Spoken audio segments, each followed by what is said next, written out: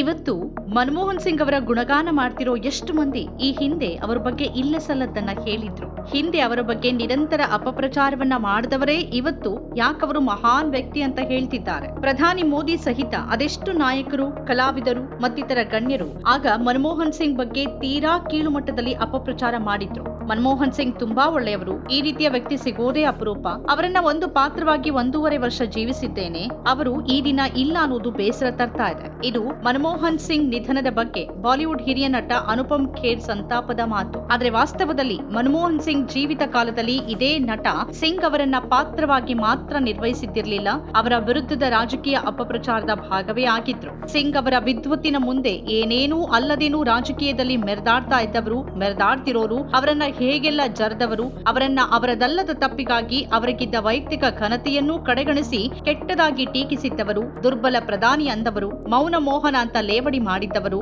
ಇಂದು ಅವರು ಅಕ್ಷರಶಃ ಮೌನಿಯಾಗಿರುವಾಗ ಬಹಳ ದೊಡ್ಡ ದೊಡ್ಡ ಪದಗಳಿಂದ ಬಣ್ಣಿಸಿ ಮೊಸಳೆ ಕಣ್ಣೀರ್ ಸುರಿಸೋದನ್ನ ನೋಡ್ತಿದೀವಿ. ಇವತ್ತು ರಾಜಕೀಯದಲ್ಲಿ ವಿರೋಧಿಗಳಾಗಿದ್ದುಕೊಂಡು ಬೈದಾಡುವುದು ಬೇರೆ, ವೈಯಕ್ತಿಕ ಸಂಬಂಧಗಳು ಬೇರೆ ಅನ್ನೋ ಸ್ಥಿತಿ ಇದೆ. ಇಡೀ ರಾಜಕೀಯವೇ ನಾಟಕ ಅನ್ನುವಂತಾಗಿರುವ ಹೊತ್ತಿನಲ್ಲಿ ಅದರೊಳಗೆ ಬಹುಶಃ ಆಕಸ್ಮಿಕವಾಗಿನೇ ಸಿಕ್ಕಾಕೊಂಡಿದ್ದ ಸಿಂಗ್ ಅವರ ಬಗ್ಗೆ ಯಾರು ಏನೆಲ್ಲ ಅಂದಿದ್ರು ಅಂತ ಈಗ ಉತ್ಖನನ ಮಾಡೋದ್ರಲ್ಲಿ ಅರ್ಥ ಇಲ್ಲ. ಆದ್ರೆ ಒಬ್ಬ ಸಜ್ಜನ, ಉನ್ನತ ವಿದ್ಯಾವಂತ ನಾಯಕನನ್ನ ಈ ದೇಶದ ರಾಜಕಾರಣ ಹೇಗೆಲ್ಲ ನಡೆಸ್ಕೊಳ್ತು ಅನ್ನೋದು ಮಾತ್ರ ಬಹಳ ಕಳವಳ ಮೂಡಿಸುತ್ತೆ. ಅಂತಹ ದುಷ್ಟ ರಾಜಕಾರಣದ ಭಾಗ ಅನ್ನುವಂತೆ ಮನಮೋಹನ್ ಸಿಂಗ್ ವಿರುದ್ಧ ಅಪಪ್ರಚಾರದ ಆರೋಪ ಹೊತ್ತಿರುವ ಒಂದು ಚಿತ್ರದಲ್ಲಿ ಇವತ್ತು ಸಿಂಗ್ ಬಗ್ಗೆ ಸಜ್ಜನಿಕೆಯ ಮಾತಾಡ್ತಿರುವ ಅನುಪಮ್ ಖೇರ್ ನಟಿಸಿದ್ರು. 2019ರಲ್ಲಿ ಹಿಂದಿಯಲ್ಲಿ ಬಂದ ದಿ ಆಕ್ಸಿಡೆಂಟಲ್ ಪ್ರೈಮ್ ಮಿನಿಸ್ಟರ್ ಅನ್ನೋದೇ ಆ ಸಿನಿಮಾ. ಭಾರತದ 13ನೇ ಪ್ರಧಾನಿಯಾಗಿ ಮನಮೋಹನ್ ಸಿಂಗ್ ಅವರ ಅಧಿಕಾರಾವಧಿಯ ವಿವಾದಾತ್ಮಕ ನೋಟಗಳನ್ನ ಕೊಡುವ ಕಾರಣದಿಂದ ವಿಜಯ್ ರತ್ನಾಕರ್ ಗುಟ್ಟೆ ನಿರ್ದೇಶನದ ಆ ಚಿತ್ರ ವಿವಾದಕ್ಕೂ ತುತ್ತಾಗಿತ್ತು. ಸಿಂಗ್ ಅವರ ಮಾಧ್ಯಮ ಸಲಹೆಗಾರ ಸಂಜಯ್ ಬಾರು ಅವರ ಆತ್ಮಚರಿತ್ರೆ ಆಧರಿಸಿದ್ದ ಆ ಚಿತ್ರದಲ್ಲಿ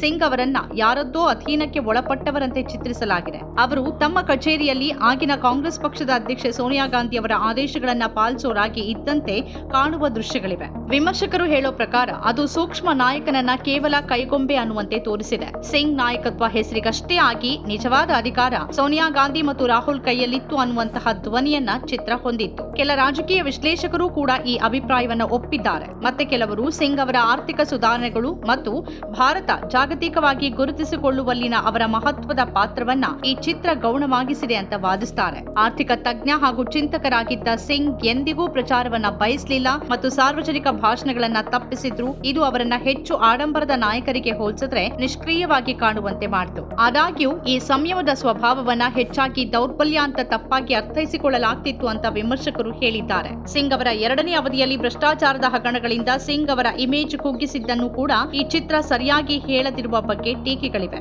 2019ರ ಲೋಕಸಭೆ ಚುನಾವಣೆಗೆ ಕೆಲವೇ ತಿಂಗಳುಗಳ ಮೊದಲು ಬಿಡುಗಡೆಯಾದ ಈ ಚಿತ್ರ ರಾಜಕೀಯ ಪ್ರೇರಿತವಾಗಿತ್ತು ಅಂತಾನೆ ಹೇಳಲಾಗುತ್ತೆ. ಕಾಂಗ್ರೆಸ್ ಮೇಲಿನ ಸಾರ್ವಜನಿಕ ಅಸಮಾಧಾನದ ಲಾಭ ಮಾಡಿಕೊಳ್ಳೋಕೆ ವಿನ್ಯಾಸಗೊಳಿಸಲಾದ ಕಾಂಗ್ರೆಸ್ ವಿರೋಧಿ ನಿರೂಪಣೆ ಅಂತ ಕೂಡ ಕೆಲವರು ಇದನ್ನ ವ್ಯಾಖ್ಯಾನಿಸಿದ್ದಾರೆ. ಬಿಡುಗಡೆಯ ಸಮಯವನ್ನ ಗಮನಿಸಿದ್ರೆ ದಿ ಆಕ್ಸಿಡೆಂಟಲ್ ಪ್ರೈಮ್ ಮಿನಿಸ್ಟರ್ ಗಂಭೀರ ಜೀವನ ಚರಿತ್ರೆಯ ಚಿತ್ರ ಆಗಿದ್ದಕ್ಕಿಂತಲೂ ರಾಜಕೀಯ ಪ್ರಚಾರದ ಒಂದು ಭಾಗವೇ ಆಗಿತ್ತು ಅನ್ನೋ ಟೀಕೆಗೆ ತುತ್ತಾಗಿದೆ. ಆ ಚಿತ್ರದಲ್ಲಿ ಸಿಂಗ್ ಪಾತ್ರದಲ್ಲಿ ನಟಿಸಿದ್ದವರು ಅನುಪಮ್ ಖೇರ್. ಮನಮೋಹನ್ ಸಿಂಗ್ ಜೀವನ ಆಧರಿಸಿದ ಸಿನಿಮಾ ಆಫರ್ ಬಂದಾಗ ಮೊದಲು ಬೇಡ ಅಂತಾನೆ ಹೇಳಿದ್ದೆ. ಇದಕ್ಕೆ ಬೇರೆ ಬೇರೆ ಕಾರಣಗಳು ಇದ್ವು, ರಾಜಕೀಯ ಕಾರಣನೂ ಇತ್ತು, ಒಬ್ಬ ಒಳ್ಳೆಯ ವ್ಯಕ್ತಿಯನ್ನ ವ್ಯಂಗ್ಯ ಮಾಡಿದ ಹಾಗೆ ಆಗತ್ತೆ ಅನ್ನೋ ಆತಂಕ ಕೂಡ ಇತ್ತು ಅಂತ ಹೇಳಿದ್ದಾರೆ ಖೇರ್. ಆದ್ರೆ ಆ ಚಿತ್ರದಲ್ಲಿ ಸಿಂಗ್ ಅವರೇ ಆಗಿ ನಟಿಸಿದಾಗಿನ ಅವರ ನಿಲುವು ಪ್ರಶ್ನಾರ್ಹವಾಗುವುದನ್ನ ಅವರ ಇವತ್ತಿನ ಮಾತುಗಳು ತಪ್ಪಿಸಲಾರವು ಅಂತಾನೆ ಅನ್ಸುತ್ತೆ. ಮನಮೋಹನ್ ಸಿಂಗ್ ಅವರ ಪಾತ್ರ ವಿಶೇಷವಾಗಿನೇ ಇದೆ. ಅವರು ತುಂಬಾ ಅದ್ಭುತ ವ್ಯಕ್ತಿ, ಆದ್ರೆ ಸಿನಿಮಾದ ವಿಷಯ ವಿವಾದಾತ್ಮಕವಾಗಿನೇ ಇತ್ತು. ಅಂತಹ ಒಂದು ವಿಷಯ ಹಾಗೂ ವ್ಯಕ್ತಿಯನ್ನ ಜೀವಿಸಿದ್ದೇನೆ, ಹೆಚ್ಚು ಕಡಿಮೆ 1.5 ವರ್ಷ ಆ ಒಂದು ಪಾತ್ರವನ್ನ ಜೀವಿಸಿದ್ದೇನೆ ಅಂತ ಹೇಳಿದ್ದಾರೆ. ಮನಮೋಹನ್ ಸಿಂಗ್ ಅವರನ್ನ 2 ಕಾರ್ಯಕ್ರಮಗಳಲ್ಲಿ ಭೇಟಿಯಾಗಿದ್ದೇನೆ. ಅವರು ತುಂಬಾ ಒಳ್ಳೆ ವ್ಯಕ್ತಿ, ದೇಶದ ಆರ್ಥಿಕತೆ ಬಗ್ಗೆ ಸಾಕಷ್ಟು ಕೆಲಸ ಮಾಡಿದ್ದಾರೆ, ನಿಜಕ್ಕೂ ವಿಶೇಷವಾಗಿನೇ ಇದ್ದವರು. ಅವರ ಅಗಲಿಕೆ ನಿಜಕ್ಕೂ ಬೇಸರ ತರಿಸ್ತಿದೆ ಅಂತ ಅನುಪಮ್ ಖೇರ್ ಟ್ವೀಟ್ ಮಾಡಿದ್ದಾರೆ. ಆಗ ಮನಮೋಹನ್ ಬಗ್ಗೆ ಏನಂದ್ರೆ ಏನು ಬೇಕಾದ್ರೂ ಹೇಳಿ ದಕ್ಕಿಸಿಕೊಂಡವರು ಈಗ ಹಾಗೆ ಹಾಲಿ ಪ್ರಧಾನಿ ಮೋದಿ ಬಗ್ಗೆ ಟೀಕಿಸಿ ಬಚಾವಾಗೋಕೆ ಸಾಧ್ಯನಾ? ನಮ್ಮ ನಡುವೆ ಇಲ್ಲದ ವ್ಯಕ್ತಿಯ ಕುರಿತು ಗೌರವದಿಂದ ಅವರು ಆಡಿರುವ ಮಾತುಗಳನ್ನ ನಂಬುತ್ತಲೇ ಸಿಂಗ್ ಜೀವಿತ ಕಾಲದಲ್ಲಿ ರಾಜಕೀಯ ಎಷ್ಟು ನಿರ್ದಯವಾಗಿ ಅವರನ್ನ ನಡೆಸಿಕೊಳ್ತು ಅನ್ನೋದನ್ನ ಮಾತ್ರ ತುಂಬಾ ವಿಷಾದದಿಂದಲೇ ಯೋಚಿಸಬೇಕಾಗಿದೆ. ಸ್ವತಂತ್ರ ಪತ್ರಿಕೋದ್ಯಮ ಇಂದಿನ ತುರ್ತು, ಅದನ್ನ ವಾರ್ತಾ ಭಾರತಿ ಮಾಡ್ತಾ ಇದೆ. ನಮ್ಮ ಚಾನೆಲ್ ಅನ್ನ ಸಬ್ಸ್ಕ್ರೈಬ್ ಮಾಡೋದ್ರ ಜೊತೆಗೆ ಬೆಲ್ ಐಕಾನ್ ಒತ್ತಿ ನಮ್ಮನ್ನು ಬೆಂಬಲಿಸಿ. ಹಾಗೆ ನಮ್ಮ ಕಾರ್ಯಕ್ರಮಗಳನ್ನು ಲೈಕ್ ಮಾಡಿ, ಕಮೆಂಟ್ ಮಾಡಿ, ಅದನ್ನು ಬೇರೆಯವ್ರಿಗೂ ಕೂಡ ಶೇರ್ ಮಾಡಿ. ಹೀಗೆ ನೀವು ಮಾಡಿದಾಗ ನಮ್ಮ ಚಾನೆಲ್ ಮತ್ತಷ್ಟು ಜನರಿಗೆ ತಲುಪತ್ತೆ. ಆ ಮೂಲಕ ನಮಗೆ ಸಹಕಾರ ಆಗುತ್ತೆ. ಇದು ನೀವು ಯಾವುದೇ ಖರ್ಚಿಲ್ಲದೆ ಮಾಡಬಹುದಾದ ಸಹಕಾರ. ಧನ್ಯವಾದ.